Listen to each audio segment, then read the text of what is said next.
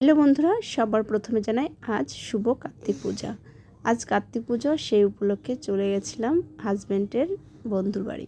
হাজব্যান্ডের বন্ধুর ছেলের আজকে মানসিক কার্তিক পুজো ছিল, সেখানেই রেডি হয়ে চলে এসেছি। আর দিদিরও ইনভাইট ছিল। আমরা দুই বোনে যে বসে আছি, আর দুই বোন ছেলেদের নিয়ে একটু আগেই চলে এসেছি। অনেক মনে করে বলেছিল সকালে সকালে আসতে, হতো বাড়ির কাজের চাপে আসতে পারিনি, তো ওর জন্য 5টার সময় এসেছি। এসে দেখি একটু সম্পূর্ণ গোছানো হয়নি, অল্পই গোছানো হয়েছে। তার মাঝে এসে যে অল্প লোক আছে, কিছু হয় এই যে আমার এই যে বন্ধুর বউ, এই যে আমারও বান্ধবী, তো যে সব গোছাচ্ছে। দেখো পুজো শুরু হয়ে গেছে।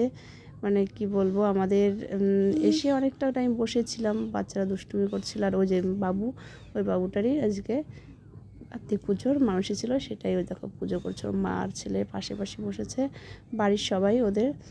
এটা কি বলবো, বন্ধুর হলেও ভীষণ আপনের থেকেও ভালো, এরকম ভালো সম্পর্ক। যার জন্য এত রিকোয়েস্ট করেছিল আগে আসার জন্য, কিন্তু যেতে পারিনি, ভীষণই খারাপ লাগছে। তারপরে গেছি, গিয়ে এই যে পুজো দেখো শেষের দিকে।